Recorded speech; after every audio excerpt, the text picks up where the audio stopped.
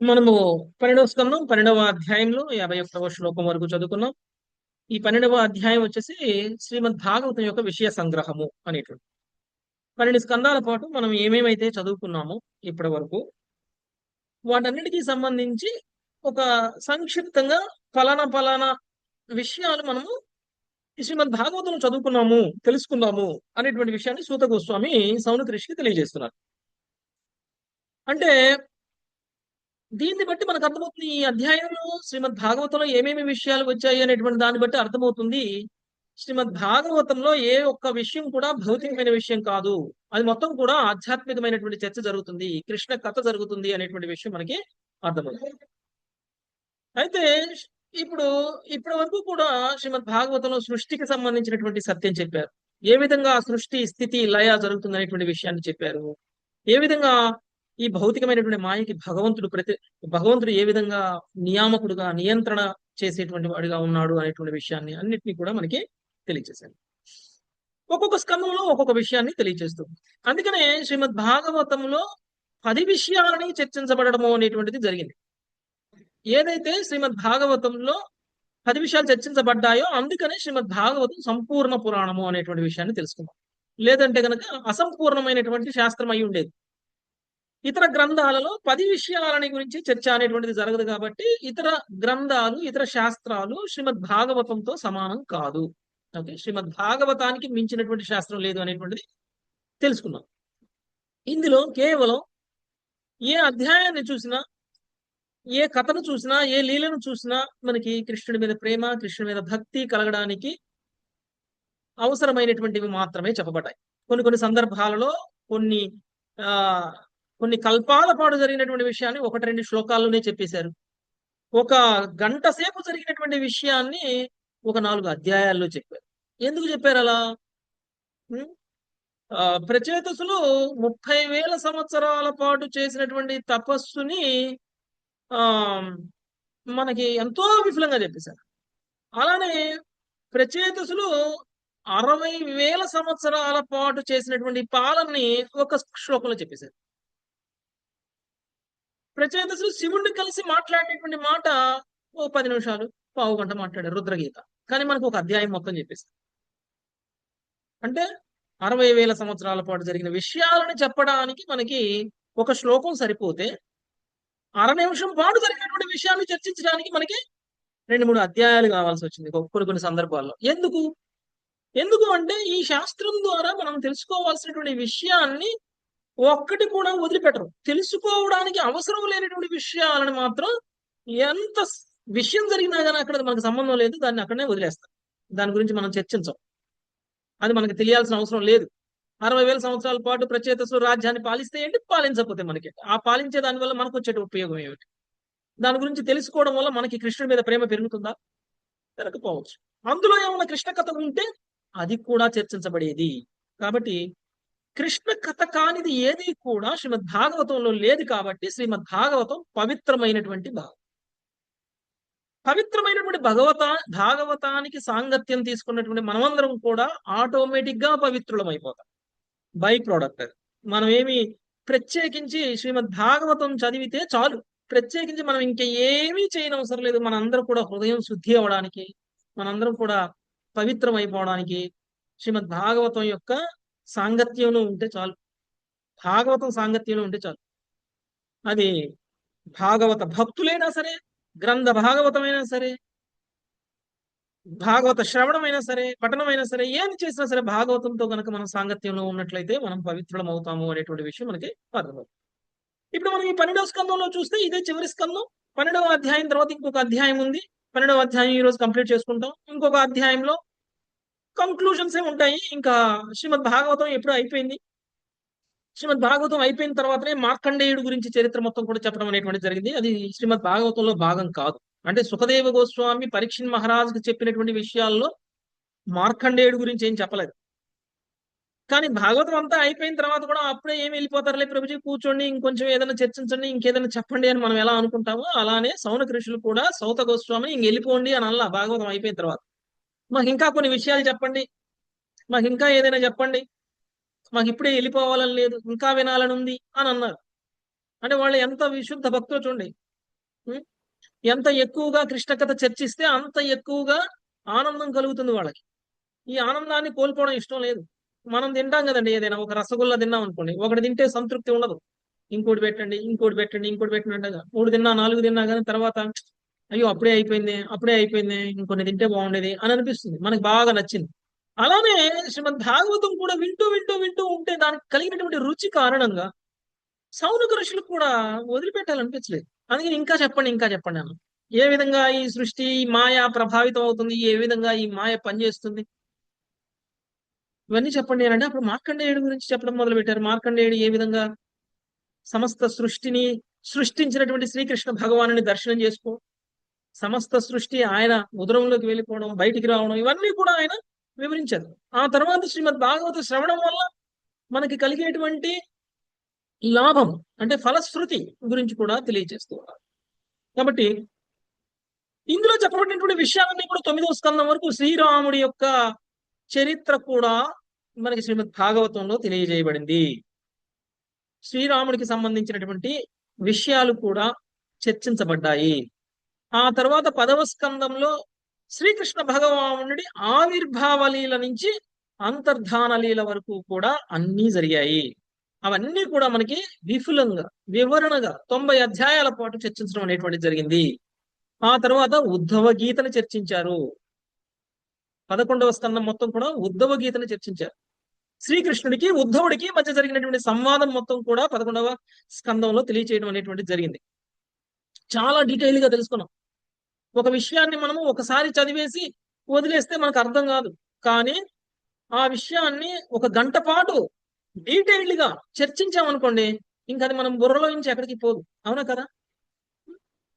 మనం భగవద్గీతలో ఏదైతే విషయాలని తత్వపరంగా తెలుసుకున్నామో అవే విషయాలని మనకి ఉద్ధవ గీతలో కూడా శ్రీకృష్ణ భగవానుడు ఉద్ధవుడికి తెలియచేశారు. కానీ ఇంకా డీటెయిల్డ్ గా, ఇంకా డెప్త్ గా, ఇంకా ఆ చాలా విపులంగా మనకి చర్చించడం అనేటువంటిది జరిగింది. కాబట్టి శ్రీమద్ భాగవతంలో ఎక్కడెక్కడ ఏమేమి విషయాలు కృష్ణ కథకు సంబంధించి ఉన్నామో అన్ని కూడా మనకి తెలియజేయడం అనేటువంటిది జరిగింది. 51వ శ్లోకంలో చూస్తే ఇలాంటి ఒక శాస్త్రాన్ని పరమహంసలు ఆశ్రయిస్తారు కానీ కాకులు ఆశ్రయించవు అనేటువంటి విషయాన్ని చెప్పారు. అంటే ఎవరైతే భౌతికంగా ఉంటారో వాళ్ళని కాకులతో పోల్చారు, ఎవరైతే ఆధ్యాత్మికంగా ఉంటారో వాళ్ళని పరమహంసలతో పోలుస్తున్నారు.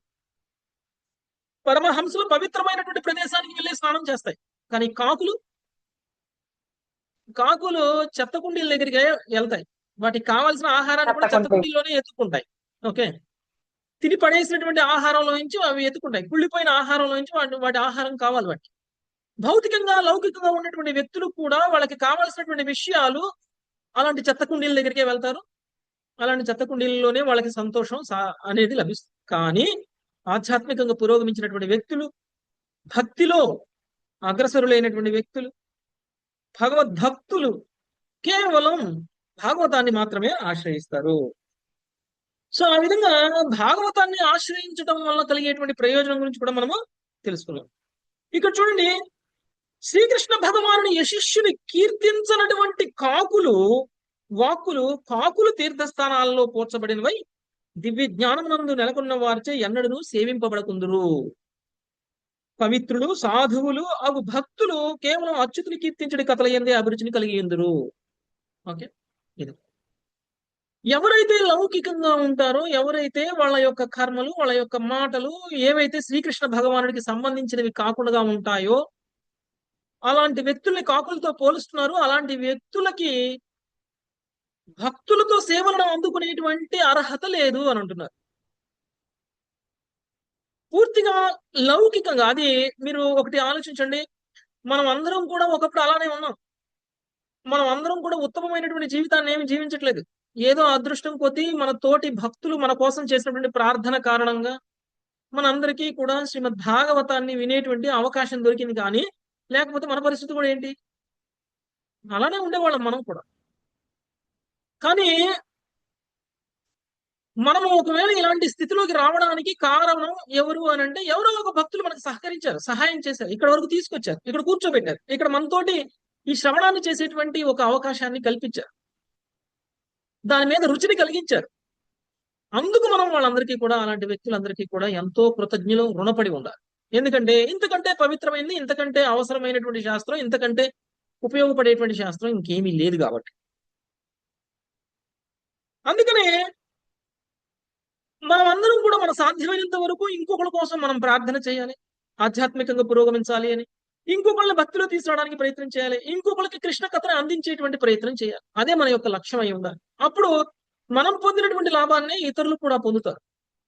మనం ఏ విధంగా అయితే ఇతరులకి రుణపడి ఉన్నామో, కృతజ్ఞులమై ఉన్నామో, అలానే వాళ్ళు కూడా చాలా చాలా మన గురించి కృతజ్ఞులై ఉంటారు. ఆ విధంగా ఉండాలి. అప్పుడే మనం సమాజానికి నిజమైనటువంటి మేలు చేస్తాం. సనాతన ధర్మం సనాతన ధర్మం అని డబ్బా కొట్టుకొని తిరిగితే సనాతన ధర్మం అవ్వదు. దాన్ని పాటించేలా సమస్త జనాన్ని కూడా మార్చగలగడం, చేయగలగడమే అది నిజమైనటువంటి సేవ అంటే. నేను సనాతన ధర్మానికి సపోర్ట్ చేస్తాను అంటే సనాతన ధర్మం సపోర్ట్ చేస్తాను అన్నంత మాత్రాన మనం ఏదో సనాతన ధర్మానికి సేవ చేసినట్టు అవ్వదు. సనాతన ధర్మం అంటే హిందూ, ముస్లిం, క్రిస్టియన్ కాదు. సనాతన ధర్మం అంటే ప్రతి వ్యక్తి, ప్రతి జీవి ఏ విధంగా జీవించాలి అని తెలియచేసేటువంటి ధర్మం. అది సనాతన ధర్మం. అంతేగాని అది అది ఏ జాతి వాడైనా, ఏ మతం వాడైనా సరే పాటించాల్సినటువంటి ధర్మమే సనాతన ధర్మం. కానీ అది కుల మతాలకు సంబంధించినటువంటిది కాదు సనాతన ధర్మం అనేటువంటి. మనకి భగవద్గీత మొత్తం అదే నేర్పింది. భాగవతంలో అలాంటి వ్యక్తులను చూపించింది. భగవంతుడే స్వయంగా మనిషిలా అవతరించి కూడా తను అలాంటి సనాతన ధర్మాన్ని పాటించి మరీ మనకి చూపించారు. ఇవన్నీ కూడా మనకి భాగవతం వింటేనే అర్థమవుతుంది తప్ప, అలాంటి స్థాయిలోకి వచ్చినటువంటి వ్యక్తులకు మాత్రమే గౌరవింపబడాలి, పూజింపబడాలి, సేవింపబడాలి తప్ప ప్రతి వ్యక్తిని సేవించకూడదు. అందుకని మనం నిన్న క్లాస్ లో మనం చెప్పుకున్నప్పుడు మన కుటుంబ సభ్యులకు మనం సేవ చేస్తున్నాం, కానీ కుటుంబ సభ్యులందరూ భక్తులు కాదు. కానీ కుటుంబ సభ్యులందరూ అలా మనతో సేవింపబడడానికి అర్హులు కాదు. అదే మనకి భాగవతం చెప్తుంది. ప్రత్యేకించి ఈ శ్లోకం చెప్తుంది, కృష్ణుడిని కీర్తించినటువంటి వ్యక్తికి సేవ చేయకూడదు అని చెప్తారు. మరి ఎలా చేయాలి? మన కుటుంబంలో ఉన్నాం కదా, భార్య, భర్త, పిల్లలు, తల్లి, తండ్రి, సోదరులు అందరూ ఉన్నారు కదా. మరి వాళ్ళందరినీ సేవించాలి కదా. మనం అందరం చేస్తున్నాం కదా సేవ. మరి అలాంటి సేవ సేవ కాదా? అలాంటి సేవ చేయకూడదా మనము అని అంటే, మనం చేయాల్సిందల్లా ఏంటే కనీసంగా వాళ్ళకి సుకృతిని ఇవ్వాలి. వాళ్ళు కూడా భక్తులుగా మారేటువంటి ప్రయత్నం, మనవంతు సహకారం మనం చేయాలి. వాళ్ళ కోసం మనము ప్రార్థన చేయాలి. వాళ్ళకి మనం ప్రసాదాన్ని తినిపించాలి. కనీసంగా వాళ్ళు భగవంతుడి నామాన్ని కీర్తించినటువంటి నోరు కాదు, భగవంతుడి యశస్సుని శ్రవణం చేయనటువంటి చెవులు కాదు, భగవంతుడి యొక్క శ్రీ విగ్రహాన్ని దర్శనం చేసుకున్నటువంటి కళ్ళు కాదు. మరి అవి ఉన్నా లేనట్టే. అలాంటి వ్యక్తులని మనము సేవిస్తున్నాము, పూజిస్తున్నామంటే, ఆరాధిస్తున్నాము, ప్రేమిస్తున్నాము అని అంటే, మరి ఏ విధంగా ఆ వ్యక్తులకి మనము శ్రేయోభిలాషులం కావాలి, ఏ విధంగా ఆ వ్యక్తుల్ని మనం ఉద్ధరించాలి అనేటువంటి ప్రయత్నం కూడా మనం చేయాలి. నిజమైనటువంటి శ్రేయోభిలాషిగా మన కుటుంబ సభ్యులని ఉద్ధరించేటువంటి ప్రయత్నం చేయాలి తప్ప వాళ్ళని ఇంకా లౌకికంగా పతనం అయ్యేలా చేయకూడదు. అందుకనే శ్రీమద్ భాగవతం వినేలా చేయాలి, వాళ్ళ చెవుల మీద పడేలా చేయాలి. మనం సంకీర్తన చేస్తుంటే వాళ్ళ చెవులకి వెళ్ళాలి, మనం తినేటువంటి ప్రసాదాన్ని వాళ్ళకి పెట్టాలి, వాళ్ళు కూడా ప్రసాదాన్ని తినేలా చేయాలి. ఏదో ఒక రోజు ఏదో ఒక విధంగా భక్తిలో ఒక్క అడుగైనా సరే ముందు పడేలా చేయాలి. ఒక నామ హరే కృష్ణ మహామంత్రాన్ని ఒక మాలన్నా జపించేలా చేయగలిగితే అప్పుడు వాళ్ళు, మీ కుటుంబ సభ్యులు మీతో సేవలు తీసుకోవడానికి అర్హులవుతారు. మీతో వాళ్ళు సేవింపబడడానికి అర్హులవుతారు. వాళ్ళని అర్హుల్ని చెయ్యండి. అదే మన శ్రేయోభిలాషులుగా మన కుటుంబ సభ్యుల గురించి మనం కోరుకునేటువంటిది. మనం అందరం కూడా కుటుంబ సభ్యుల గురించి కూడా ప్రార్థన చేయొచ్చు. ఓకే, చేసి ఆ విధంగా వాళ్ళని కూడా భక్తిలోకి పురోగమించేలా చేయాలి.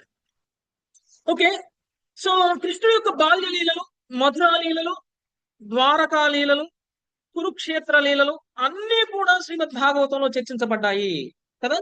సో అవన్నీ కూడా మనము తెలుసుకున్నాం. ఇవన్నీ కూడా పరమహంసలు ఆశ్రయించేటువంటి లీలలు, భగవంతుడి యొక్క లీలలు. ఇలాంటి వ్యక్తులందరూ కూడా భగవంతుడి పట్ల, భగవంతుడి కథల పట్ల మాత్రమే అభిరుచిని కలిగి ఉంటారు అనేటువంటి విషయాన్ని మనము తెలుసుకున్నాం. ఇంకా ఈ రోజు 52వ శ్లోకం నుంచి మొదలు పెడదాం. మంజులత మాతాజీ. తద్వాగ్వి సర్గో జనతాఘ సంప్లవో తద్వాగి సర్గో జనతాఘ సంప్లవో యస్మిన్ ప్రతి శ్లోకమబద్ధవత్యపి యస్మిన్ ప్రతిశ్లోకమబద్ధవత్యపి నామన్యనంతస్య యశోంగితాని యత్ నామాన్యననంతస్య యశోన్నితాని యత్ శృణ్వంతి గాయంతి గృణంతి సాధవ. శృణ్వంతి గాయంతి గృణంతి సాధవః.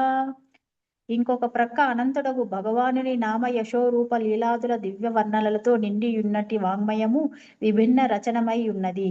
దివ్య వాగ్భరితమై ఉండి పెడమార్గమున పట్టి ఉన్న ప్రపంచ జనుల పాప జీవనమునందు విప్లవాత్మకపు మార్పును గొనివచ్చుటకై ఉద్దేశింపబడిన అటువంటి వాంగ్మయము చక్కగా రచింపబడకుండాను సాధువులకు మహాత్ములచే శ్రవణ కీర్తనములు కావించబడి ప్రీతితో స్వీకరింపబడును. Thank you Prabhuji. ఓకే, ఇంకా ఏం చెప్తున్నారు? ఇంకొక పక్క అనంతుడకు భగవాని నామ యశో రూప లీలాదుల దివ్య వర్ణనలతో నిండి ఉన్నటువంటి వాంగ్మయము అంటే ఏంటిది? శ్రీమద్ భాగవతం. భగవంతుడి యొక్క నామ రూప యశస్సు లీలల యొక్క దివ్య వర్ణన అనేటువంటి శ్రీమద్ భాగవతంలో చెప్పబడి ఉన్నది. అలాంటి వాంగ్మయము విభిన్న రచన అయి ఉన్నది. విభిన్న రచన అయి ఉన్నదంటే ఇది సాధారణమైనటువంటిది కాదు. సహజంగా మనం చూసేటువంటి సాహిత్యానికి సంబంధించినటువంటి రచనలకి సంబంధించినటువంటిది కాదు. దానికి డిఫరెంట్, విభిన్నమైనటువంటిది. దివ్య వాక్పరితమై ఉండి పెడమార్గమును పయనించినటువంటి ప్రపంచ జనుల పాప జీవనం నందు విప్లవాత్మకమగు మార్పును కొనితెచ్చుటకై ఉద్దేశించబడినటువంటి అటువంటి వాంగ్మయము చక్కగా రచింపబడకున్నను సాధువులకు మహాత్ములచే శ్రవణ కీర్తనములు కావింపబడి ప్రీతితో స్వీకరించబడును. మనం అందరం అనుకోవచ్చు శ్రీమద్ భాగవతం పవిత్రమైనటువంటి గ్రంథం. శ్రీమద్ భాగవతంలో అంతా కూడా భగవంతుడి యొక్క యశస్సు లీలలు రూపము గుణము అన్ని వర్ణించాయి కాబట్టి అది పవిత్రమైన గ్రంథమే. అలాంటి పవిత్రమైనటువంటి గ్రంథంలో చిన్న చిన్న తప్పులు ఏమి లేవా? ఎక్కడైనా ప్రింటింగ్ మిస్టేక్ అవ్వలేదా? ఎక్కడైనా పేపర్ మిస్ అవ్వలేదా? ఎక్కడైనా పేపర్ మీద ప్రింటే పడకూడదు లేదా? నాకైతే నేను ఐ థింక్ నాకు తెలిసి 8వ స్కందంలోనూ 9వ స్కందంలోనూ ఒక బుక్ లో 8వ స్కందంలోనూ 9వ స్కందంలోనూ ఒక 4-5 పేపర్లు మొత్తం వైట్ పేపర్లే వచ్చాను. అది మీకు కూడా అలానే ఉందో లేదో నాకు తెలియదు. ఓకే, ఆ రోజు నేను మిమ్మల్ని అడిగి మాతాజీ నాకు ఒక 5-6 పేజీల్లో ప్రింట్ పడలేదు, అంత వైట్ ఉంది, మీరు స్కాన్ చేసి పంపించండి నాకు, మీరు పంపించిన దాంట్లో నుంచి చూసి చదువుతాను నేను అని అన్నా కదా.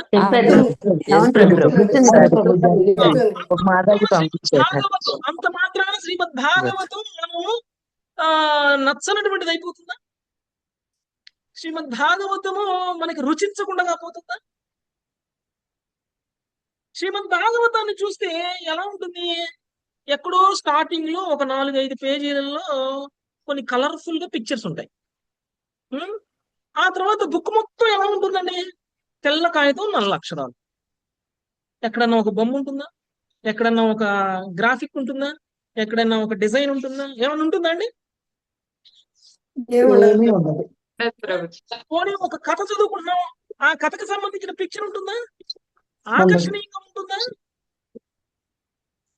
ఉండదు. అయినా మరి మీరు అలాంటప్పుడు ఒక లౌకికమైనటువంటి సాహిత్యాన్ని తీసుకోండి. ఒక సినిమా కథ తీసుకోండి. సినిమా కథ కాకపోతే ఏదైనా నవల తీసుకోండి. అందులో ఎలా ఉంటుంది? ఒక మంచి అట్ట వేస్తాడు, అట్ట మీద మంచి బొమ్మలు వేస్తాడు, లోపల చూస్తే పేజీ పేజీకి ఒక ఒక అద్భుతంగా మనల్ని అందరినీ ఆకర్షించే విధంగా పెడతాడు. అంత మాత్రాన అది గొప్పవి, అలా లేకపోవడం వల్ల ఇది గొప్పది కాదు అని మనం అనుకోము. అవునా కదా? యాక్చువల్గా శ్రీమద్ భాగవతం లాంటి ఒక గ్రంథము, భగవంతుడి యొక్క నామ రూప యశస్సును గురించి కీర్తించేటువంటి గ్రంథము రాసేటువంటి వ్యక్తి తప్పులు రాసినప్పటికీ, పర్ఫెక్ట్ గా రాయకపోయినప్పటికీ అదే ఉత్తమమైనటువంటి గ్రంథము. అలాంటి గ్రంథాన్నే మనము స్వీకరిస్తాము. అలాంటి గ్రంథంలో చెప్పబడినటువంటి విషయాలనే మనకి రుచి ఉంటుంది. ఇంతకంటే గొప్పగా రాసినటువంటి, ఇంతకంటే అందంగా రాసినటువంటి, ఇంతకంటే గ్రాఫిక్స్ తో పెట్టి రాసినటువంటి, బొమ్మలేశ్వరి రాసినటువంటి పుస్తకాల లౌకికమైనటువంటి సాహిత్యానికి కూడా మనం ఆకర్షితులం కాము.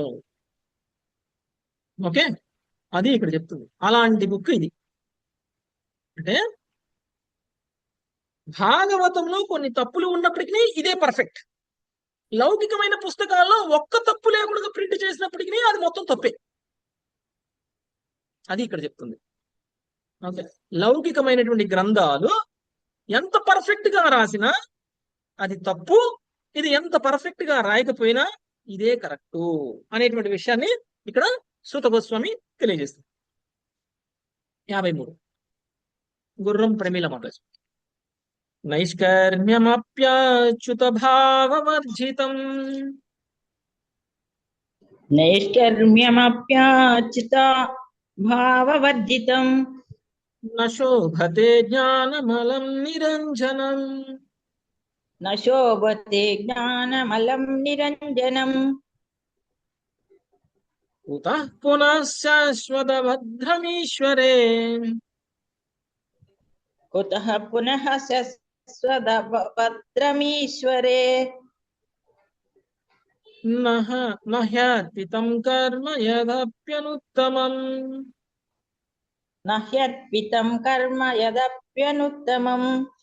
ఆత్మానుభవ జ్ఞానము సర్వ విధములైన భౌతికాసక్తుల నుండి విడివడి ఉన్నను అచ్యుత భావ సమన్వితము కానిచో ఏమాత్రము శోభించదు.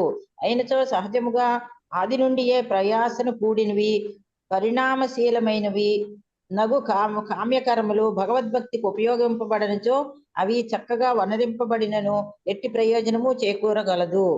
భాషం. ఈ శ్లోకము కడచిన 2 శ్లోకములు కొద్దిగా వేరు రూపములలో శ్రీమద్ భాగవతము 1.5.10/12 నందలి ప్రథమ స్కందములో గోచరించును.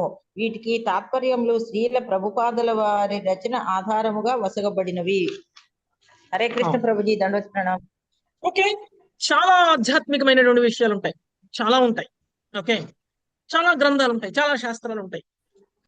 మీకు ఆత్మతత్వాన్ని బోధిస్తుంది. మీరు శరీరం కాదు, మీరు విశుద్ధమైనటువంటి ఆధ్యాత్మికమైనటువంటి ఆత్మ భౌతికం కాదు అని చెప్పేటువంటి గ్రంథాలు ఉంటాయి. అంత మాత్రాన ఆ గ్రంథాలు గొప్పవైతే కావు. ఎప్పుడు ఆ గ్రంథం గొప్పదవుతుంది? మీకు చెప్పే విషయం లౌకికమైన విషయం కాదు, మీకు చెప్పేటువంటిది ఆత్మ జ్ఞానానికి సంబంధించినటువంటి విషయం, ఆధ్యాత్మికమైనటువంటి జ్ఞానానికి సంబంధించిన విషయం. అయినా సరే ఆ గ్రంథం పవిత్రమైనటువంటి గ్రంథం కాదు, అయినా సరే ఆ గ్రంథం పర్ఫెక్ట్ గ్రంథం కాదు. ఎందుకు అంటే అందులో ఒకవేళ కృష్ణ కథ లేకపోతే, అందులో ఒకవేళ భగవంతుడికి సంబంధించినటువంటి వర్ణన లేకపోతే, అది ఒకవేళ మనకి భగవంతుడి పట్ల ప్రేమను కలిగించేటువంటి కథలు లేకపోతే, అది కూడా ఏమని చెప్పారు ఇక్కడ? శోభించదు అని అన్నారు. అలాంటి గ్రంథాలు కూడా వ్యర్థము అని అర్థం. అంటే మన యొక్క లక్ష్యం కేవలం మన శరీరం కాదు, మన ఆత్మ అని తెలుసుకునేటువంటి జ్ఞానాన్ని పొందడం మాత్రమే కాదు. అంతటితోటి మన జ్ఞానం ఆగిపోకూడదు, అంతటితోటి మన యొక్క ఆధ్యాత్మిక ప్రయాణం ఎండ్ అయిపోదు. ఓకే, మనందరికి తెలుసు, మనందరం కూడా భౌతికమైనటువంటి శరీరం కాదు, మనందరం కూడా ఆధ్యాత్మికమైనటువంటి ఆత్మ. మనందరం కూడా అనేక సందర్భాలలో చేసినటువంటి కర్మల కారణంగా మనందరికీ కూడా ఇలాంటి శరీరాలు ఇవ్వబడ్డాయి. ఈ శరీరాల నుండి మనం చేస్తున్నటువంటి కర్మల కారణంగా భవిష్యత్తులో కూడా మనకి శరీరాలు వస్తాయి. ఇది మనందరికీ తెలిసిన విషయం, అవునా కదా? ఇప్పుడు ఈ విషయంలో మనందరికీ ఎవరికి డౌట్ లేదు. అంత మాత్రాన మనం గొప్పవాళ్ళమా? అంత మాత్రాన మన యొక్క జ్ఞాన లక్ష్యం నెరవేరిందా?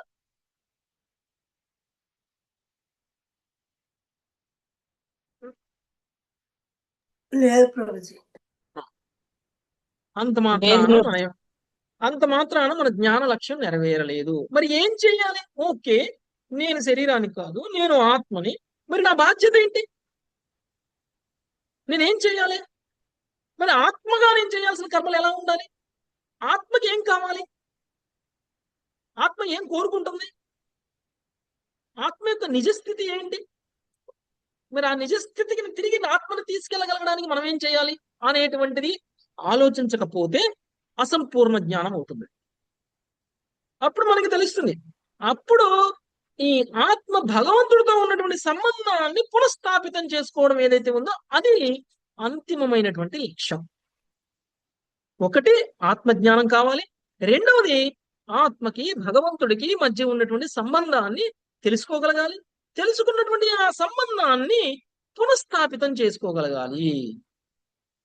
ఆ పునఃస్థాపితం చేసుకోవడం కోసం మనం చేసేటువంటి కర్మలు ఏదైతే ఉన్నాయో అదే అదే ఏంటి సాధన భక్తి. ఓకే, మనం చేసేటువంటి సాధన భక్తి. ఓకే, సో ఈ విధంగా ఎప్పుడైతే ఒక శాస్త్రము కేవలం ఆత్మజ్ఞానాన్ని బోధిస్తుందో ఆ శాస్త్రంలో ఒకవేళ అచ్యుత భావన లేకపోతే, అంటే భగవంతుడికి సంబంధించినటువంటి విషయాలు మనల్ని భగవంతుడి యొక్క చైతన్యంలోకి తీసుకువెళ్ళకపోతే అప్పుడు అది ఏమాత్రమూ శోభించదు. అయినచో సహజముగా ఆది నుండియే ప్రయాసను కూడినది పరిణామశీలమైనది అవి కామ్యకర్మలు భగవద్భక్తికి ఉపయోగింపబడనచో అవి చక్కగా వనరింపబడినను ఎట్టి ప్రయోజనము చేకూరదు. కొంతమంది ఏ పని చేసినా పర్ఫెక్ట్ గా చేస్తారు. వాళ్ళు ఏం పని తలపెట్టినా కానీ వాళ్ళ పని సక్సెస్ అయిపోతుంది. అలాంటి వాళ్ళని చూసారా మీరు? చాలా మంది ఉంటారు, అరే ఏం పట్టుకున్నా బంగారం అయిపోతుంది, వీడు ఏం చేసినా కానీ. చదువుకుంటే చదువులో ఫస్ట్ వస్తాడు, ఉద్యోగం చేస్తే ఉద్యోగంలో మంచి పొజిషన్ లో ఉంటాడు, శాలరీస్ లో బాగా సంపాదిస్తాడు, ఏదన్నా రీసెర్చ్ చేస్తే ఏదో ఒకటి కొత్తది కనిపెట్టేస్తాడు. ఏం చేసినా వీడు సక్సెస్ అవుతున్నాడు. కానీ వీడు గొప్పవాడా? వీడు ప్రయోజకుడా? వీడు చేసినటువంటి పనుల వల్ల వీడికి ఏమైనా లాభం కలుగుతుందా? భౌతికంగా చూస్తే 100% ఆధ్యాత్మిక లాభం ఏముండదు, ఆధ్యాత్మిక లాభం కలగదు. అలాంటి కర్మలు భగవద్భక్తికి భిన్నంగా ఉన్నప్పుడు, అలాంటి కర్మలలో భగవద్భక్తి లేనప్పుడు వాడు ఎంత సాధించినా కానీ ప్రయోజనం లేదు అని చెప్తున్నారు. ఓకే, జ్ఞానం విషయంలో భగవంతుడికి సంబంధం లేనటువంటి జ్ఞానాన్ని తెలుసుకున్నా లాభం లేదు. రెండవది లౌకికమైనటువంటి ఎలాంటి సక్సెస్ అయినా సరే భగవద్భక్తితో జోడించకపోతే ప్రయోజనం లేదు అని. చాలా మంది చాలా తెలివిగల వాళ్ళు ఉంటారు. ఒక్కొక్కళ్ళు 10 కంపెనీలు పెడతారు, 100 మందికి ఉద్యోగాలు ఇస్తారు. నాకున్న తెలివితేటలు ఇంకొకరికి లేవు అని గర్వంగా చెప్పుకుంటారు. కానీ వాళ్ళల్లో భగవంతుడి పట్ల శరణాగతి లేనప్పుడు, భగవద్భక్తుడు కానప్పుడు, భగవత్ చైతన్యంలో కర్మలు చేయనప్పుడు వాళ్ళు చేసేటువంటి కర్మల యొక్క ప్రయోజనం ఏమీ లేదు. అవన్నీ కూడా ఇంతకుముందు మనం చెప్పుకున్నాం కదా, చెత్త కుండీకి చేరేటువంటి సక్సెస్లు అవన్నీ కూడా ఎలాంటి ప్రయోజనం చేయకూడదు, ఎందుకంటే అవన్నీ కూడా ఆత్మకి సంబంధం లేదు కాబట్టి. నెక్స్ట్ 54. బుజ్జి భాష్యంలో శ్రీమద్ భాగవతం నందలి 1.5 10.12 ప్రపదల వారి రచన ఆధారంగా వసగబడిన అనేది ఏంటి ప్రభుజీ? అర్థం కాలేదు. అంటే ఈ వివరణ చేశారు మాతాజీ అక్కడ. ఇప్పుడు మనం చెప్పుకున్నదే 1వ స్కందం 5వ అధ్యాయం 10వ శ్లోకం నుంచి 12వ శ్లోకం భాష్యం చదవండి. ఓకేనా? నెక్స్ట్ 54. నాగలక్ష్మి మదర్. యశస్వియామేవ పరిశ్రమః పరో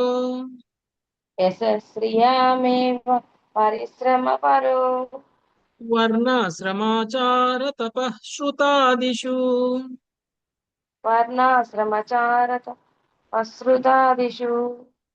అవిస్మృతి శ్రీధర పాద పద్మయో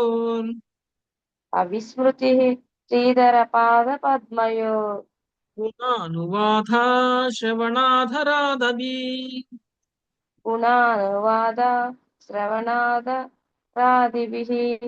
వర్ణాశ్రమ విధానం నందరి సాధారణ సాంఘిక ధార్మిక విధుల నిర్వహణ నందు, తపస్సు నందు, వేద శ్రవణం నందు కావించడి పరిశ్రమ కేవలం లౌకిక యశో ఐశ్వర్యములకు కారణమని. కానీ లక్ష్మీపతి దేవదేవుని దివ్య గుణ కీర్తనమును ఆదరించుటచే, శ్రద్ధతో శ్రవణం చేయుటచే మనుజుడు ఆ దేవదేవుని పాద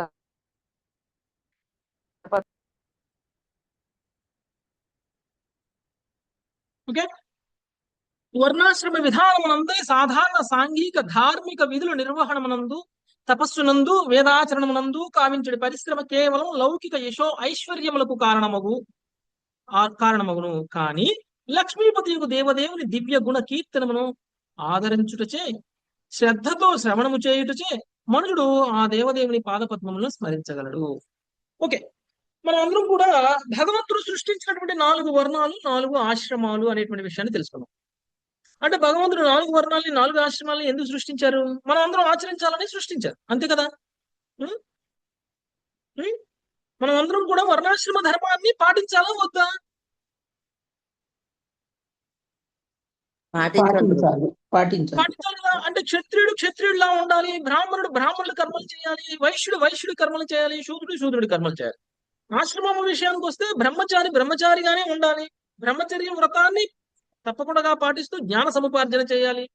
గృహస్థాశ్రమము, వానప్రస్థాశ్రమము, సన్యాసాశ్రమంలో ఉన్నటువంటి వ్యక్తులకి వివరించబడినటువంటి విధి నిర్వహణ 100% తూచా తప్పకుండా నియమాల ప్రకారం చేయాలి. ఎందుకంటే భగవంతుడు వర్ణాశ్రమ ధర్మాన్ని ఇచ్చారు కాబట్టి. సరే, నేను వర్ణాశ్రమ ధర్మంలో ఉన్నాను, నేను ఒక గృహస్థుణ్ణి, ఒక వైశ్య జాతికి సంబంధించినటువంటి వ్యక్తిని, గృహస్థుణ్ణి, నేను నా ధర్మాన్ని నేను పాటించేస్తాను, నేనేదో ఒక వ్యాపారం చేసుకుంటాను, నేను నా భార్య పిల్లల్ని చూసుకుంటాను, మరి నేను భగవంతుడు చెప్పినట్టే కదా ఉంటున్నాను, ఇంకా ఏంటి నాకు నష్టము అని మనం అందరం అడగచ్చు. ఓకే, ఒకవేళ నేను ఇలానే ఉన్నాను అనుకోండి, అంటే భగవంతుడు వర్ణాశ్రమ ధర్మంలో నాకంటూ ఒక వర్ణం ఏంటో నాకు ఇవ్వబడింది, నేను పుట్టినటువంటి కులాన్ని అనుగుణంగా, లేకపోతే నేను పుట్టినటువంటి కుటుంబానికి అనుగుణంగా, లేకపోతే నాకు ఉన్నటువంటి బుద్ధికి అనుగుణంగా, గుణానికి అనుగుణంగా నేను వైశ్యుణ్ణి, నాకు వైశ్య లక్షణాలు ఉన్నాయి, పైగా నేను ఒక గృహస్థుణ్ణి, నా కర్మ ఏంటి? నేను వ్యాపారం చేయడం, డబ్బు సంపాదించడం, నా కుటుంబాన్ని కాపాడుకోవడం. మరి ఇదే నేను చేస్తున్నాను, మరి నేను ఎక్కడికి వెళ్తాను? మరణించిన తర్వాత నేను ఏమైపోతాను?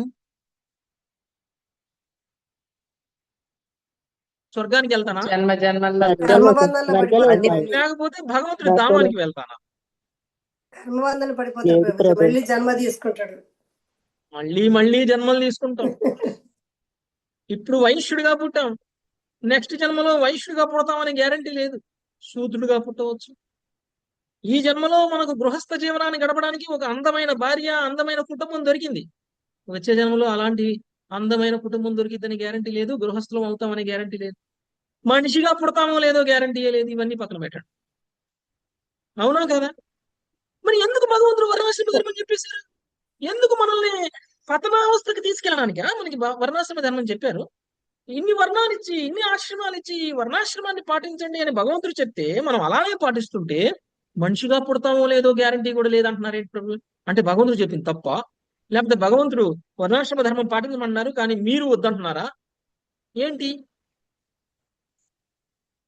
ప్రథమంలో ప్రభుజీ వర్ణాశ్రమ వర్ణాశ్రమ ధర్మం పద్ధతిలోగా పాటిస్తే వాళ్ళ యొక్క ధర్మాలు నిర్వర్తిస్తూ చివరికి భక్తి స్థాయికి వెళ్ళగలుగుతారు ప్రభుజీ. అలా తెలుసుకోవడం కోసం స్టార్టింగ్ పెట్టారు, వీటి నుంచి డెవలప్ అవడానికి కోసం. వర్ణాశ్రమ ధర్మానికి సంబంధించినటువంటి పూర్తి జ్ఞానాన్ని తెలుసుకోవాలి. వర్ణాశ్రమంలో ఫలానా వర్ణము ఫలానా ఆశ్రమానికి సంబంధించినటువంటి వ్యక్తి యొక్క విధి నిర్వహణ మాత్రమే కాదు, ఆ వ్యక్తి ఇతర వర్ణాల పట్ల ఎలా ఉండాలి, ఆ వ్యక్తి భగవంతుడి సంబంధంలో ఎలా కర్మలు చేయాలి అనేటువంటి విషయం కూడా తెలుసుకోవాలి. అది తెలుసుకోకుండా ఒకే ఒక వైశ్యుడు ఎలా ఉండాలని చెప్పి నేను అలా ఉంటున్నాను కాబట్టి భగవంతుడు చెప్పినట్టే ఉంటున్నాను అని అంటే అది కరెక్ట్ కాదు. కాబట్టి వర్ణాశ్రమ ధర్మాన్ని పాటించినటువంటి వ్యక్తికి ఏమీ ముక్తి రాదు, వర్ణాశ్రమ ధర్మాన్ని పాటించినటువంటి వ్యక్తికి ఏమీ స్వర్గం రాదు. మన జీవితం యొక్క లక్ష్యం కేవలం వర్ణాశ్రమ ధర్మాన్ని పాటించడం మాత్రమే కాదు, అంతకు మించి ఏంటి? భక్తి. మరి భక్తి ఏమంటే వైశ్యుడిగా వైశ్య వృత్తిని చేయొద్దు, లేదంటే గృహస్థుడిగా గృహస్థుడి యొక్క బాధ్యతలు చేయొద్దని అర్థం కాదు. అవి మీరు చేస్తూనే చేసేటువంటి వర్ణాశ్రమ ధర్మం ఏదైతే ఉందో, మీ యొక్క వర్ణము మీ యొక్క ఆశ్రమానికి అనుగుణంగా మీరు చేసేటువంటి ప్రతి కర్మ కృష్ణ భక్తి భావనలో చెయ్యండి. అది సరి అయినటువంటి వర్ణాశ్రమం, అది దైవీ వర్ణాశ్రమం అని అంటారు. అది ఉట్టి వర్ణాశ్రమం కాదు, అది దైవీ వర్ణాశ్రమం. అందుకని ఏం చెప్తున్నారు? కేవలం పరిశ్రమగానే మిగిలిపోతుంది మీ వర్ణాశ్రమంలో ఉంటే. భాగవతం మనకి వర్ణాశ్రమంలో ఉండండి అని చెప్పడం కోసం కాదు, అవునా కదా? భాగవతం మనల్ని మీరు వర్ణాశ్రమ ధర్మాన్ని పాటించండి అని చెప్పడం మాత్రం కోసమేనా? ఎందుకు కాదు, భాగవత ఉద్దేశం అది కాదు, భాగవత ఉద్దేశం అది కాదు. అలాంటి శాస్త్రాలు చాలా ఉన్నాయి, అలాంటి శాస్త్రాలు చదివితే అది అసంపూర్ణమైనటువంటి శాస్త్రం. అలాంటి శాస్త్రాలు చదవడం వల్ల మనకు వచ్చేటువంటి ప్రయోజనం ఏమీ లేదు, అదంతా కూడా కేవలం శ్రమగానే మిగిలిపోతుంది మనం చేసినటువంటి కష్టం మొత్తం కూడా. మనం చేసేటువంటి యజ్ఞాలు, మనం చేసేటువంటి యాగాలు, మనం చేసేటువంటి పుణ్యాలు, మనం చేసేటువంటి దానాలు, ధర్మాలు, తపస్సులు, ఇవన్నీ కూడా చివరికి శ్రమగా మిగిలిపోవాలి అని అనుకుంటున్నారా మీరు ఎవరైనా? నేను నేను కష్టపడతాను బాగా, కానీ నేను పడిన కష్టానికి తగినటువంటి ఫలితం రాకపోయినా పర్వాలేదు అని ఎవరైనా అంటారా ఇక్కడ? అన్నారు ప్రభుజీ. అన్నారు ప్రభుజీ, ఎవరు అన్నారు? మనం పడ్డ కష్టానికి ఫలితం రావాలనే కోరు. కష్టానికి మించిన ఫలితం కావాలనుకున్నాం, కష్టానికి తగిన కాదు. అవునా కదా? 100 రూపాయలు పని చేస్తే 1000 రూపాయలు ఇవ్వని అడుగుతారు. మీరు పోయి చూడండి బయట. ఒక ఎలక్ట్రీషియన్ ఇంటికి పిలవండి, ఒక వైర్ కనెక్ట్ చేసి 300 ఇవ్వండి అంటారు. ఏమయ్యా 5 నిమిషాలే కదా పని చేసావు, మేము రోజంతా కష్టపడితే 1000 రూపాయలు సంపాదించు, నువ్వు 5 నిమిషాలు పని చేసి 300 అడుగుతావు ఏంటి అంటాం మనం. ఎందుకు? ప్రభు గంట పని చేస్తే రోజు కూలి రావాలంటారు ప్రభుజీ వాళ్ళు. రోజు కూలి రావాలంటారు. ఎందుకు? వాళ్ళ కష్టం తక్కువ ఫలితం ఎక్కువ ఉండాలి అనుకుంటారు. మరి మనం ఇంత గొడ్డు చాకరీ చేస్తున్నాం వర్ణాశ్రమ ధర్మంలోనే, మనకి ఫలితం రాదు, 0 అంటే ఎవరు చేస్తారు వర్ణాశ్రమ ధర్మం? ఒకవేళ మీరు వర్ణాశ్రమ ధర్మంలో ఉండి యజ్ఞాలు చేశారు, యాగాలు చేశారు, దానాలు చేశారు, తపస్సులు చేశారే అనుకుందాం, వాటి ఫలితం శూన్యం. అంటే ఎంతమంది చేస్తారండి దాన ధర్మాలు? ఎంతమంది చేస్తారు యజ్ఞాలు, తపస్సులు? చేయరు. అదే చెప్తున్నాను ఇక్కడ. మీరు కేవలం వర్ణాశ్రమ ధర్మంలో ఉండి వర్ణాశ్రమ ధర్మాన్ని అనుసరించి కనుక మీరు కర్మలు చేసినట్లయితే అది మీకు కేవలం శ్రమగానే మిగిలిపోతుంది. ఆ శ్రమ మీకు కావాల్సినటువంటి ఫలితాన్ని ఇవ్వదు. అలా కాకుండా లక్ష్మీపతి అయినటువంటి దేవదేవుని యొక్క దివ్య గుణ కీర్తనములను కనుక ఆదరించడం వలన, శ్రద్ధతో శ్రవణం చేయడం వలన ఆ దేవదేవుని యొక్క పాద పద్మాలను స్మరించగలుగుతాడు. అది అంతిమ లక్ష్యం, వర్ణాశ్రమ ధర్మం యొక్క అంతిమ లక్ష్యం. ఒక ఫ్రేమ్వర్క్ కావాలి మనకి, ఒక ఒక ఒక పద్ధతి కావాలి మనకి, ఒక విధి విధానాలు కావాలి మనకి. ఆ విధి విధానాల ఫ్రేమ్వర్క్ లో మనము భగవంతుడి యొక్క పాదాల వరకు చేరగలగాలి. అందుకు వర్ణాశ్రమ ధర్మం. వర్ణాశ్రమ ధర్మం అనేటువంటిది కేవలం టూల్, మనం చెయ్యాలనుకున్న పని చేయడానికి అవసరమైనటువంటి సాధనం. కానీ నాకు సాధనం కాదు, నాకు ఆ సాధనాన్ని ఉపయోగించుకొని నేను ఏం చేయాలో అది చేయనవసరం లేదు అని అంటే, ఇప్పుడు మీ ఇంట్లో కుక్కర్ ఉంది, కుక్కర్ ఎందుకు? కుక్కర్ వంట చేయడం. వంట చేయకపోయినా పర్లేదు, కుక్కర్ ఉంటే చాలంటే. వంట చేయడం, వంట స్పీడ్ గా ఫలితం వంట స్పీడ్ కాదు, స్లో కూడా వద్దు నాకు, అసలు వంట చేయకపోయినా పర్లేదు, కానీ నా కళ్ళ ముందు కుక్కర్ ఉంటే చాలు. అంటే అంటే ఉపయోగం లేదు అనేది ఒక వస్తువు. ఆ వస్తువును ఉపయోగించి మనము ఒక వంట చేయాలి, అన్నం వండాలి, తినాలి. వర్ణాశ్రమ ధర్మం కూడా ఒక వస్తువు లాంటిది, ఒక టూల్, ఒక పరికరం. దాన్ని ఉపయోగించుకొని మనం కృష్ణుడి పాదాల దగ్గర చేరాలి. మనం ఏం చేస్తున్నాం? కృష్ణుడి పాదాల దగ్గర చేరకుండా వర్ణాశ్రమ ధర్మంలో యజ్ఞాలు, యాగాలు, దానాలు, తపస్సులు అన్ని చేస్తున్నాం. అప్పుడు ఏమవుతుంది? మన కళ్ళ ముందున్న కుక్కరు కనీసం ప్లగ్ లో కూడా పెట్టకుండా, ఒక్కసారి కూడా వంట వండకుండా ఉంటే ఎలా ఉంటుందో అలా ఉంటుంది అన్నమాట వర్ణాశ్రమ ధర్మం అప్పుడు. అవునా కదా? ఎవరికైనా బాధ ఇప్పుడంతా శూద్రుడిదే కదా ప్రభుజీ. మరి శూద్రుడుగా ఆయన ధర్మం చేస్తున్నాడా లేదా? చేస్తున్నాడు కదా. శూద్రుడు కూడా వర్ణాశ్రమంలో భాగమే కదా. అందరం అదే అయ్యాం కదా ప్రభుజీ. ఇప్పుడు అందరూ ఓకే, అందరూ శూద్రుడివే అనుకుందాం. శూద్రుడుగా ఆయన వర్ణాశ్రమం ప్రకారంగా ఉంటున్నాం కదా. శూద్రుల గురించి కూడా వర్ణాశ్రమంలో చెప్పబడింది కదా. అవును, శూద్రుడికి కూడా ముక్తి వస్తుంది కదా వర్ణాశ్రమ ధర్మం ప్రకారాన్ని పాటిస్తే. శూద్రుడు బ్రాహ్మణుడు అయ్యాకనే ముక్తి వస్తుందని ఎక్కడ రాసిందా? శూద్రుడిగా కూడా ముక్తిని పొందొచ్చు. ఎప్పుడు? ఆ ధర్మాన్ని కృష్ణ భక్తి భావంలో చేశాం. ఓకే, సో ఎవరికైనా అనిపిస్తుందా కరెక్టా కాదా అని? మనం చేస్తున్నది తప్పు ఇన్నాళ్ళు అనేది విషయం మనకు అర్థమవుతుందా ఇప్పటికైనా? ప్రభుజీ, ఇప్పుడు వర్ణాశ్రమం అంటే ఇప్పుడు మేము క్షత్రియులం కాదు, వైశ్యం కాదు, బ్రాహ్మణం కాదు, అలా కుల ప్రకారం చూడకూడదు కదా ప్రభుజీ. మరి ఇప్పుడు కృష్ణ భావంలో ఉన్నప్పుడు వైష్ణవులు అంటే కులంతో సంబంధం ఉండదు కదా. లేదు, అంటే అప్పట్లో వర్ణాలు వేరు, ఇప్పుడు కులాలు వేరు. ఇప్పుడు వర్ణాలు ఒకటే, ఇప్పుడు కులాలు ఒకటే, ఇప్పుడు అన్ని ఒకటే. కానీ అవన్నీ జన్మతో కాదు, పుట్టుకతో కాదు, అవన్నీ గుణకర్మల ఆధారంగా వచ్చినటువంటివి. ఓకేనా? ఎందుకంటే వాటికి సంబంధించిన ఒక డెఫినేషన్స్ ఉన్నాయి. ఫలానా వర్ణం అంటే ఏంటి, ఆ వర్ణంలో ఉన్న ఎలా ఉంటారు అనేటువంటి ఒక నిర్వచనాలు ఉన్నాయి. మీరు భాగవతం వింటున్నారా? ఇప్పుడు భగవద్గీత వింటున్నారా మీరు? వింటున్నాం ప్రభుజీ. అంటే నేను అనేది ఇప్పుడు నేను వైశ్యులం కాదు, బ్రాహ్మిన్స్ కాదు, క్షత్రియులు కాదు, నేను ఇప్పుడు శూద్రుల కిందకి వస్తానా అని నాకు అప్పుడప్పుడు డౌట్ వస్తుంది ప్రభుజీ. అందరూ అంటే సూత్రులే, క్లాస్ అందరూ సూత్రులే. మీరు ఒక్కళ్ళు నేను అదే ఒక్కళ్ళు కాదు చెప్పింది అందరూ. ప్రభుజీ, అదే చెప్పారు ఇప్పుడు. ఓకే ఓకే ఇంకోసారి ఓకే, వింటా. కాబట్టి భగవంతుడికి సంబంధించినటువంటి కథని శ్రవణం చేయటం వలన భగవంతుడి యొక్క పాద పద్మాలని చేరగలుగుతాము. అంతేకాని కేవలం వర్ణాశ్రమ ధర్మంలో ఉన్నంత మాత్రాన పాద పద్మాలను చేరలేము. వర్ణాశ్రమ ధర్మాన్ని పట్టుకొని పాద పద్మాల దగ్గరికి వెళ్ళడానికి అవసరమైన విధంగా వర్ణాశ్రమ ధర్మంలో ఉండాలి అని చెప్తున్నారు. ఓకే, నెక్స్ట్ 55వ శ్లోకం. ఇందుమతి మాతాజీ. అవిస్మృతి కృష్ణ పదారవిందయో అవిస్మృతి కృష్ణ పదారవిందయో హినోత్య భద్రాణి చ శంతి నోతనోతి క్షీణోత్య భద్రాణి చ సంతనోతి సత్వస్య శుద్ధిం పరమాత్మ భక్తిం తత్వస్య శుద్ధిం పరమాత్మ భక్తిం జ్ఞానం చ విజ్ఞాన విరాగయుక్తం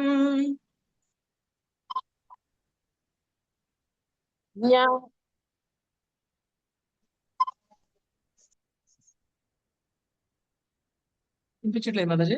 జ్ఞానం చ విజ్ఞాన బ్రేక్ అవుతుంది ప్రభుజీ.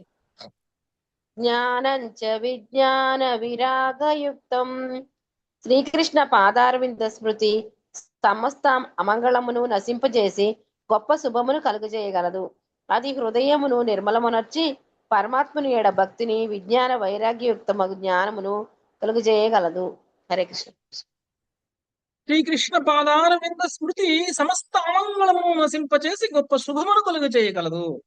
అది హృదయమును నిర్మలమునర్చి పరమాత్ముని యొక్క భక్తిని విజ్ఞాన వైరాగ్యయుక్తమగు జ్ఞానమును కలుగ చేయగలదు. ఓకే, మనందరికీ కూడా మంచి మంచి పనులు చేయడానికి మంచి మంచి ముహూర్తాలు, తిథులు, నక్షత్రాలు కావాలి. అవునా కదా? ఫస్ట్ అయ్యేది మన ఇంట్లో ఏ శుభకార్యమైనా కానీ ముహూర్తం చూసుకోకుండా చేసామా ఎప్పుడైనా? లేదు ప్రభుజీ. ఎందుకు ఎందుకు అలా చేస్తే బాగా మంగళకరంగా జరుగుతుంది. ఉంటుంది అని, అంతే కదా, సక్సెస్ అవుతుంది అని. ఒకవేళ మనం మంచి ముహూర్తమే చూసుకున్నాం, నక్షత్ర బలం, రాశి బలం, పేరు బలం, వార బలం, మాస బలం అన్నీ ఉన్నాయి, కానీ 100% సక్సెస్ అయితే గ్యారంటీ ఉందా?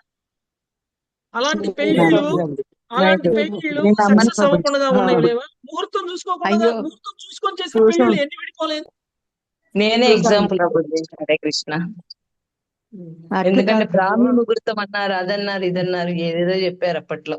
శ్రావణ శుక్రవారం బ్రాహ్మీ ముహూర్తం తెల్లవారుజామున దగ్గర కాదు ప్రభు, ఒక పొజ్జనం దగ్గర చూపించినా కూడా అవి ఖండితంగా ఏమి కావాలో అదే అయ్యేది, కానీ మనం దొరికినట్లు అయ్యలేదు ప్రభు.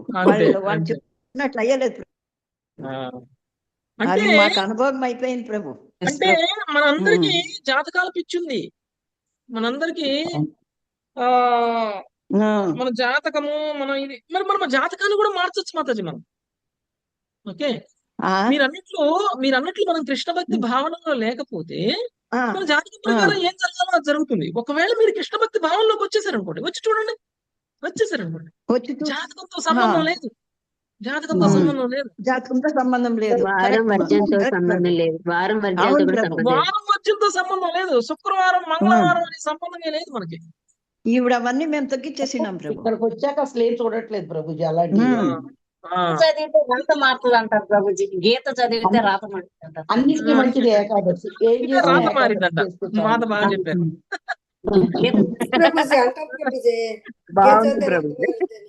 అది సుకృతి ఉండాలి ప్రభుజీ దానిలోకి రావడానికి. ఏ టైం వచ్చింది అంటే కూడా దేవుడి కృప ఉండాలి, భగవంతుడి కృప. సో ఇప్పుడు మనం తెలుసుకోవాల్సినటువంటి విషయం యొక్క సారాంశం ఏమిటి అనంటే, ఎప్పుడైతే కృష్ణ భక్తి భావనలో మీరు ఏదైనా పని చేస్తారో అలాంటి పని చేసినటువంటి సక్సెస్. సుజాత మాతాజీ మీట్లో ఉన్నాడు. సుజాత లక్ష్మీ మాత. ఓకే. ఎప్పుడైతే మనము కృష్ణ భక్తి భావనలో కర్మలు చేస్తామో అలాంటి కర్మలు చేసేటువంటి సమయము తిథి, నక్షత్రము, వారము, రాశి అవన్నీ పరమ దరిద్రంగా ఉన్నా మనకి సక్సెస్ వస్తుంది. ఒకవేళ మనం కృష్ణ భక్తి భావనలో కనుక కర్మ చెయ్యకపోతే మనం చేసేటువంటి సమయము, తిథి, నక్షత్రము, వారము అన్ని బాగున్నా అది బ్రహ్మ ముహూర్తమైనా ఓకే దానివల్ల మనకి సక్సెస్ రాదు. అది ఇక్కడ మనకి చెప్తున్నారు. మంగళకరం అవడము అంటే దేని మీద ఆధారపడి ఉంది? సమయం మీద, నక్షత్రాల మీద, తిథుల మీద ఆధారపడి లేదు, మన భావన మీద ఆధారపడి ఉంది అనేటువంటి విషయం చెప్తున్నారు. ఆ భావన ఎలా ఉండాలి? కృష్ణ భక్తి భావనలో ఉండాలి. కృష్ణ భక్తిలో ఉన్నటువంటి వ్యక్తి ఇక ఏ ముహూర్తాన్ని చూడాల్సిన అవసరం లేదు. ఏ పని ఎప్పుడైనా చేయొచ్చు. ఏ పని ఎప్పుడైనా చేయొచ్చు. ఇది మంచి రోజు, ఇది చెడ్డ రోజు అని లేదు. ఓకే, మనం ఏ పని చేసినా ఎప్పుడు చేసినా అది సక్సెస్ అవుతుంది. ఎందుకు? కృష్ణుడే మనతో ఉంటాడు కాబట్టి. ఓకే, కృష్ణుడు పక్కనుంటే కురుక్షేత్రంలో పాండవులకి అపజయం అయిందా? అసలు అష్టమి మంచిది కాదంటారు. కృష్ణుడే అష్టమి రోజు పుట్టాడు కదా. కృష్ణ భక్తి భావనలో ఉన్నటువంటి వ్యక్తిని రక్షించేటువంటి బాధ్యత కృష్ణుడు తీసుకుంటాడు. మీరు చూడండి, అర్జునుడు శపథం చేసేసాడు. ఏమని? సూర్యాస్తమయం అయ్యే లోపులో అభిమన్యుడిని చంపినటువంటి పేరేంటి, జయద్రథుడిని సూర్యాస్తమయం అయ్యే లోపల చంపేస్తానన్నాడు. సరే, ఆ మాట అన్నాడు. ఓకే, అంతటితో వదిలేయచ్చు కదా. ఇంకొంచెం ముందుకు పోయి ఏమన్నాడు? ఒకవేళ నేను సూర్యాస్తమయం లోపల వాడిని చంపకపోతే నన్ను నేను అగ్నికి ఆహుతవుతాను అని అన్నాడు. అన్నాడా? నన్ను నేను కాల్చాను. అది ఇంకా ఎక్స్ట్రీమ్ అనమాట. ఇంకా ఎక్స్ట్రీమ్ ఎలా అంటే నిన్ను చంపైనా చంపాలి, లేకపోతే నేనైనా చావాలి. ఎక్స్ట్రీమ్. కానీ ఈ మాట ఎవరితో అన్నాడు?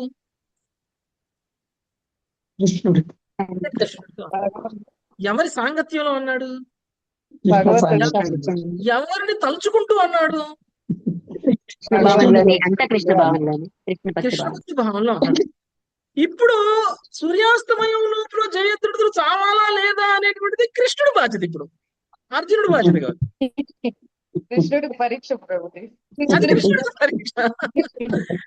జయద్రథుడు సూర్యాస్తమయం వరకు నేను అర్జునుడికి కనపడకుండా ఉంటే అర్జునుడు చచ్చిపోతాడు అని అనుకున్నాడు. సూర్యాస్తమయం వరకు రాలేదు. ఇక అర్జునుడు ఇక నా పని అయిపోయింది, నేను అన్న పని చేయలేకపోయాను అని అనుకున్నాడు. కానీ కృష్ణుడు ఏం చేశాడు?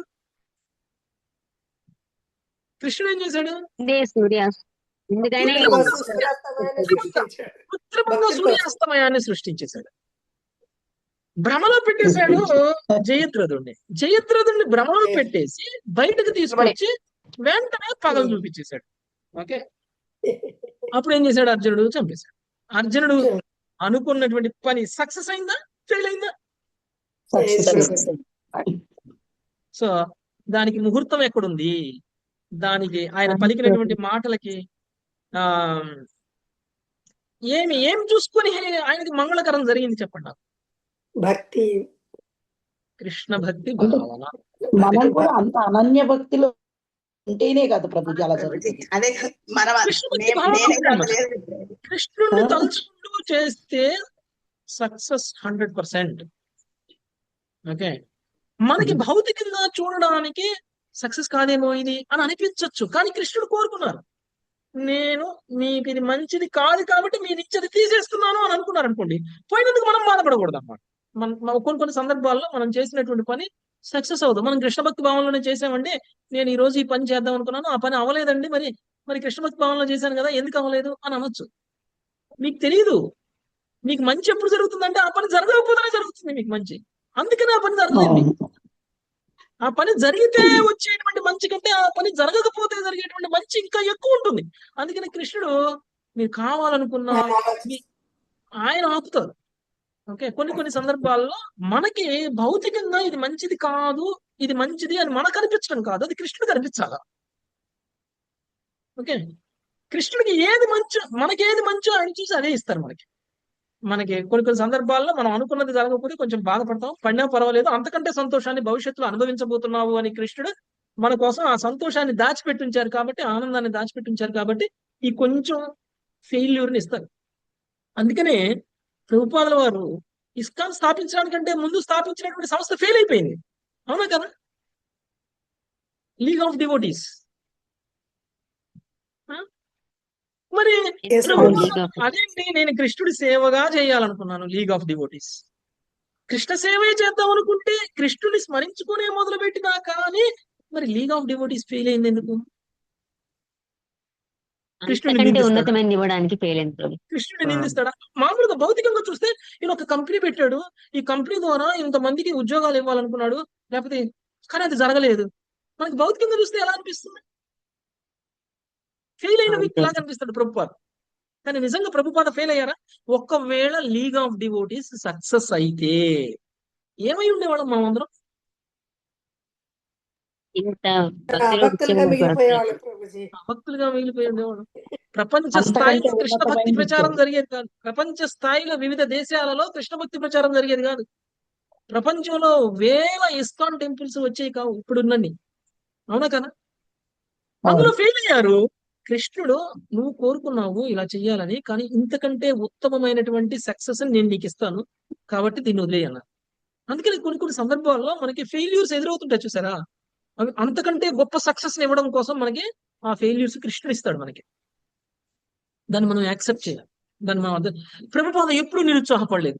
ప్రభుపాద అవునా, లీగ్ ఆఫ్ డివోటీస్ సంస్థ నేను చేయలేకపోయాను, కృష్ణుడు ఇది కోరుకోవట్లేదు, కృష్ణుడు ఇంతకంటే ఉత్తమమైంది కోరుకుంటున్నాడు నా నుంచి అని ఏం చేశారు? ఆయన బృందావనం వెళ్ళిపోయి యుఎస్ వెళ్ళడానికి ప్రయత్నం చేశారు, పాశ్చాత్య దేశాలకు వెళ్ళడానికి ప్రయత్నం చేశారు. అంటే కొన్ని కొన్ని సందర్భాల్లో మనకి ఫెయిల్యూర్ లా కనిపిస్తుంది, కానీ ఆ ఫెయిల్యూర్ మనకి భవిష్యత్తులో రాబోయేటువంటి సక్సెస్ కి కారణం అవుతుంది. కృష్ణ భక్తి భావనలో చేస్తే కృష్ణుడే మనకి ఏది మంచో అది చేస్తారు. దాన్ని చూసి మనం ఫెయిల్ అయ్యాము సక్సెస్ అయ్యామని మనం అనుకోవడం కాదు, కృష్ణుడు చూసుకుంటాడు. Okay, next. హరే కృష్ణ ప్రభుజీ అంటే ఇప్పుడు ఫెయిల్యూర్ అయినా కన్నా తట్టుకునే శక్తి వచ్చింది ప్రభుజీ, అదైతే పాజిటివ్ ఉంది ప్రభుజీ. ఈ లాజిక్ ఆలోచిస్తుంది, ఏదైనా మనం కోరుకునింది జరగకపోయినా మరి అసలు ముందు టూ మచ్ గా బాధపడే వాళ్ళము, ఇప్పుడు అసలు బాధ లేదు ప్రభుజీ. ఎందుకంటే కృష్ణ భక్తిలో వచ్చాను కాబట్టి, కృష్ణుడు మనకి ఇంతకంటే మంచిది ఏదో చూడబోతున్నాడు అని మనకు తెలుసు కాబట్టి మనకి ఇంకా మంచి మీకే కాదు నాకు కూడా, నేను ప్రత్యక్షంగా నేనే అనుభవించాను. కొన్ని సార్లు కొన్ని బాధ కలిగేటువంటి సందర్భాలు ఉంటాయి, కానీ ఆ బాధ కలిగేటువంటి సందర్భం నుంచే మనకి అంతకంటే సంతోషంగా ఉండేటువంటి సందర్భాలు భవిష్యత్తులో వస్తాయి. ఓకే, అందుకనే మనం దాన్ని యాక్సెప్ట్ చేయాలి. దాన్ని యాక్సెప్ట్ చేసి నెక్స్ట్ ఏం సుఖం ఇవ్వబోతున్నాడు, ఏం సంతోషం ఇవ్వబోతున్నాడో కృష్ణుని ఎదురు చూడాలి, అంతే. ఓకే, కృష్ణ భక్తుడు అందరూ ఒకే స్టేజ్ లో ఉన్నప్పుడు కొంతమందికి కష్టపడితే సక్సెస్ వస్తే కొంతమంది సక్సెస్ రానప్పుడు అది పూర్వజన సుకృతి అనుకోవాలా ప్రభుజీ? అంటే ఒక కృష్ణ భక్తి భావంలో చేసినట్లయితే అది కృష్ణుడి నిర్ణయం అనుకోవాలి. కృష్ణ భక్తి భావంలో చేయకపోతే 100% పూర్వజన సుకృతం. ఓకే, అదే కదా ఇక్కడ చెప్తుంది మీకు. భగవంతుడు మనం జరిగింది అప్పటిదాకా మొన్నటిదాకా రాలేదు ప్రభుజీ. ఒక నలుగురు ఒక వర్క్ నే చేస్తున్నప్పుడు ఇద్దరిది సక్సెస్ అవుతుంది, ఇద్దరిది సక్సెస్ కాదు. అందరూ మామూలుగా దేవి నేను చెప్తున్నది వాళ్ళ నలుగురు కృష్ణ భక్తి భావంలో చేస్తున్నారు. వాళ్ళ నలుగురు కృష్ణ భక్తి భావంలో చేస్తున్నారా కర్మ? కృష్ణుడు కోసం చేస్తున్నారా కర్మ? కృష్ణుడు సంతృప్తి పరచడం కోసం చేస్తున్నారా కర్మ? నలుగురు లేదు చేయనప్పుడు అది కర్మ ఫలితమే. ఓకే, చేయనప్పుడు అది కర్మ ఫలితమే, అదే చెప్పాను కదా. ఓకే, నెక్స్ట్ 56 శేషరత్న మాత. యూయం ద్విజాద్యా బత భూరి భాగా. శేషరత్నం మాతాజీ వినిపించట్లేదు. హరే కృష్ణ మాతాజీ వినపడతలేదండి, చదవండి. చదువుతున్నాను. యూయాం ద్విజగ్ర బత భూరి భాగా యచ్చ శ్వదాత్మన్ అఖిలాత్మభూతం యచ్చస్యదాత్మాన్యఖిలాత్మభూతం నారాయణం దేవమదేవమీశం నారాయణం దేవమదేవమీశం అజస్రభావో భజతాభివేశ అజస్రభావా భజతా వివేశ్య. బ్రాహ్మణోత్ములారా, దేవదేవుడు, ఈశ్వరుడు, అఖిలాత్ముడు, తనకు అతీతముగా వేరొక్క దైవము లేనివాడు నగు శ్రీనారాయణుని మీరు ఇదివరకే మీ హృదయములలో నిలుపుకున్నందున నిజముగా పరమభాగ్యవంతులై ఉన్నారు. మీరు అతని ఎడ అనన్య ప్రేమను కలిగి ఉన్నారు. అందువలన అతనినే మీరు తప్పక ఆరాధింపుము. ఈ విషయాన్ని సూత గోస్వామి ఎవరికి చెప్తున్నారు? కాదు, మీకు చెప్తున్నారు. అవునా? ఎవరు చెప్తున్నారు? భాగవతం మొత్తం విన్నారు కదా మాతాజీ, మీరే కదా వింది. మనకే చెప్తున్నారు. ఓకే, మీరందరూ అనన్య భక్తులు. మీరు ఇంతకు ముందే మీరు భక్తులు, అందుకనే మీరు ఇప్పుడు వినగలిగారు. మీ హృదయంలో భగవంతుడు ఉన్నాడు కాబట్టి మీరు భాగవతం వినగలిగారు. ఎవరెవరైతే భాగవతం వినలేకపోయారో వాళ్ళ హృదయంలో భగవంతుడు లేడు. ఓకే, అందుకనే అందరికీ భాగవతం వినేటువంటి అవకాశం రాదు, అందరికీ భాగవతం వినేటువంటి అదృష్టం రాదు. ఎందుకు? పవిత్రులు అవ్వాలి, దానికి సాధన కావాలి, దానికి ఎంతో సుకృతి ఉండాలి. ఆల్రెడీ మనం ఆ ప్రాసెస్ లో ఉండాలి. మన హృదయంలో భగవంతుడు రావడానికి సిద్ధంగా ఉండాలి. భగవంతుడు కృష్ణుడు దేవకీ మాత గర్భానికి అంత ఈజీగా రాలా. వచ్చారా? గర్భం మొత్తం శుద్ధి చేసిన తర్వాత వచ్చారు. అవునా కదా? మనం భాగవతం చదువు ముందు ఎంతమంది పోయారు? 6 పోయారు. 6 పోయారు. 6 ఎవరు? హర్షడ్ వర్గాలు. కామ, క్రోధ, లోభ, మోహ, మద, మాత్సర్యం పోయిన తర్వాత అప్పుడు ఏం చేశారు? బలరాముడిని పంపించారు. ప్రభుజీ 6 జీవులు అదే మాతాజీ ఒక్క నిమిషం వెయిట్ చేయండి, అక్షర సౌజన్య మాతాజీ. ఓకే, సో ముందు 6 ఏది దేవకీ గర్భంలో 6 పుట్టిపోయారు. అంటే దేవకీ గర్భాన్ని శుద్ధి చేస్తున్నారు కృష్ణుడు రావడానికంటే ముందు. శుద్ధి అయిందా లేదా చెక్ చేయడం కోసం ఎవరిని పంపించారు ముందు? బలరాముడు వచ్చి మొత్తం శుద్ధి అయిపోయింది, నువ్వు రావచ్చు అని చెప్తే అప్పుడు 8వ సంతానంగా శ్రీకృష్ణుడు దేవకీ గర్భంలో తను కోరుకున్నటువంటి వ్యక్తి గర్భంలోకి వెళ్ళడానికే శ్రీకృష్ణుడు అన్ని పరీక్షలు పెట్టి అన్ని చేసి అక్కడికి వచ్చారు. మరి అలాంటిది మన హృదయంలోకి కృష్ణుడు రావాలంటే అంత ఈజీగా వచ్చేస్తారా?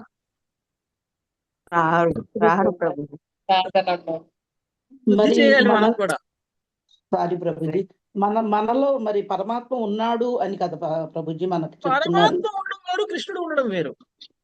అంతేనా? అందరి హృదయంలో పరమాత్మ ఉన్నాడు, కానీ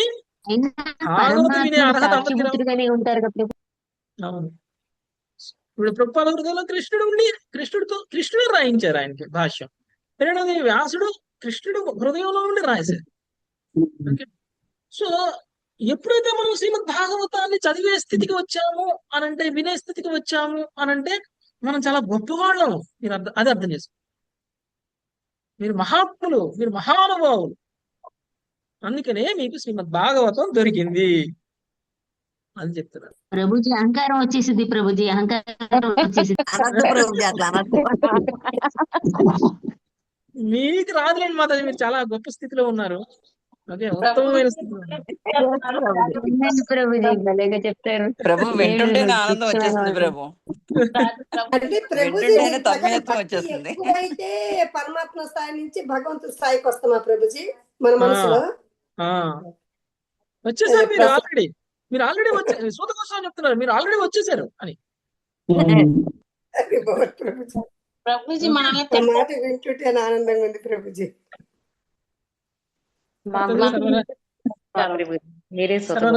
సర్వరాజు మాతాజీ మీరే సూత గోస్వామి.